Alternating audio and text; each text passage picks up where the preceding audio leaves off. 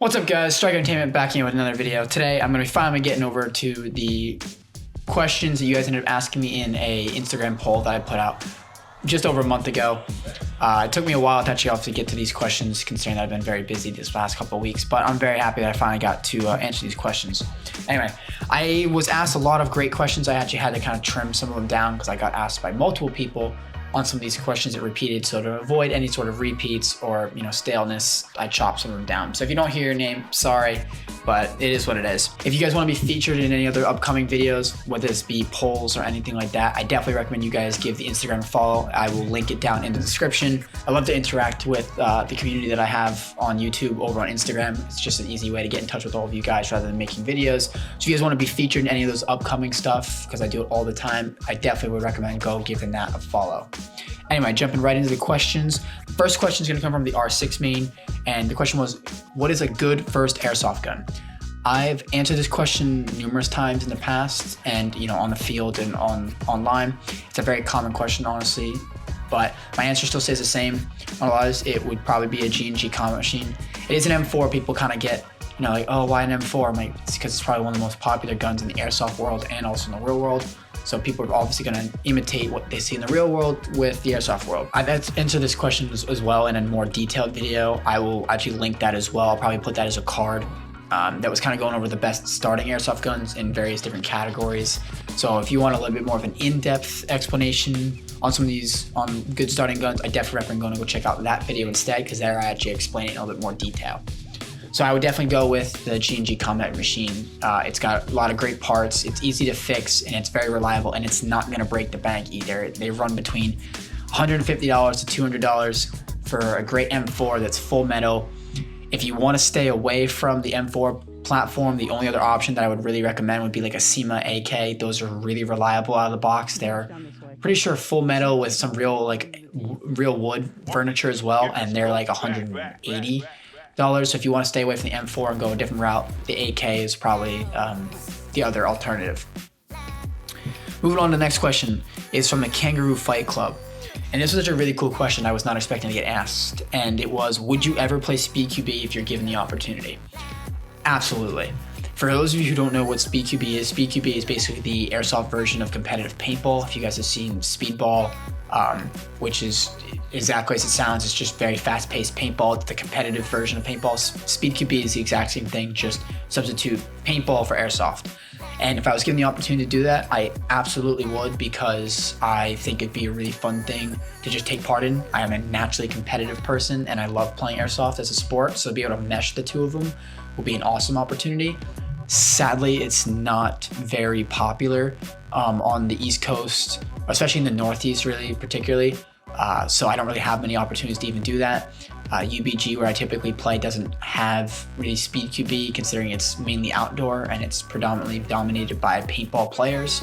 But if I was ever given the opportunity to go play out on the West Coast or play on a Speed QB field in a really kind of a formal event, I absolutely would, because I think it'd be an absolute blast. Moving on to the next question. This is from Callsign Tato. I'm pretty sure I've seen him on Callsign Rice's TikTok, and I'm pretty sure that's how he ended up getting following my content as well, as through him. So big shout out if that is the case. And his question was, how do you run a team properly? I left this question in because I was genuinely curious as to, one, why this question was asked, but also to kind of address maybe some common misconceptions or confusions when it comes to the Strike Entertainment brand that I actually run. For people who don't know, I run Strike Entertainment by myself. I don't have a team of people that I work with that are under the brand or whatever. I'll have people that maybe advise me, I'll just ask questions, but it's not any sort of oh, you're then part of this brand. So if you're asking me in that sense, I don't really have great advice when it comes to running a team, because I don't run a team personally. If I would have to answer the question in just a general overlying term of just how to run a team in anything like a sport, I would generally say you want to make sure you have solid leadership to start with. You want to make sure you have people who are dependable and reliable, also then working for you if you're in that leadership position, and to also never ask people to do things that you wouldn't do yourself. You want to obviously be a respectable, confident leader that you have people that are following you because they want to follow you, not because they have to. That's really the only advice I can honestly give, and that's just stuff that I've learned through playing my many years of playing, soccer, and some things I've kind of picked up from playing Airsoft, but mainly for the former reason. So yeah, that's really all I can really kind of answer when it comes to that sense. I don't really plan on playing for a team in any sort of official sense. Like I'll be playing for, I'm part of so-and-so milsim, or I'm part of an official milsim team. That's just never really something that I have always subscribed to in an interest of. That's never really been something I've been particularly interested in. I feel like that kind of then when you start getting into making official or organized teams, unless you're actually competing for something, let's say in the SQB world, that's a little bit different because you're physically competing for something. But if you go over to the milsim side, I feel like that's when you start crossing the border between the sport being something for fun into where you then cross the line to it's being taken a little too seriously for my liking. At the end of the day, it's still a sport. It's not supposed to be the end all be all, you're gonna die for this type of thing. I just don't particularly enjoy that side of the sport. I like it to be fairly casual. I mean, people can show up dressed in whatever they want and go play. It's really just what attitude that you have that really kind of makes or breaks the game, from my opinion. So that's why I don't really kind of go that milsim route. I've played with teams before in the past, and it was a lot of fun. People who run it were awesome, but it's just not something that I particularly find necessary or I need in order to play the sport. This next question was actually a question I got asked a couple of times, which I was not expecting either. And this was actually a really unique question that I don't think is asked all too often. And it is, do you have a pre-game diet? A lot of people forget that Airsoft is still a sport. It is very physically demanding and physically exertive. You're running around with, some people are running around with 20, 30 pounds worth of gear or even more out in the heat, whether that be both in and outdoor, which means as any other sport, let's say you take football or soccer or basketball, you may not be running around with, that heavy of equipment, but you're still exerting yourself physically. You need to be making sure that you're eating right and that you're taking in the proper amount of fluids. So to answer the question, I don't particularly have a specific thing that I always eat before I play. If I'm going out to just go play on a normal skirmish day, I'll just make sure I have something that's a balance between protein and carbs. I like to have that balance between protein and carbs because if I have protein, then it will at least last me a little bit longer than the carbs will when it comes to energy. But the carbs is just to kind of then just kickstart my energy when I get out there for the first couple games of the day. Most fields might have like a snack shack where you can get, chips, pretzels, maybe even burgers and hot dogs, and other things like that, which is really good as well. If you're going to like really long games, like, milsims that are 40, 50, 60 plus hours, however long they end up being, that is a totally separate thing that I'm not particularly qualified to ask or really answer because I've never had that experience. So that would be something you should ask other people. When it comes to just the aspect of playing in a normal, pickup game day, whatever, just at least eat something. I've made a mistake of not eating anything throughout the whole day, and then you are very miserable at the end of the day, and it's not fun, so don't do that. But I really want to reiterate that you want to make sure you're drinking enough water particularly, but just fluids in general because of how much you're sweating. Making sure you're staying hydrated because you don't want to be the guy that passes out on the field that has, the game that gets stopped. You need to have people come in and, take you off the field. You don't want that to happen. So making sure you drink a lot of water, whether you have water bottles with you or you carry a Camelback while you're playing, some sort of form of hydrating yourself while you're playing is crucial to have fun and also stay safe. Moving on, this was kind of another question. This was a question that was more of a joke.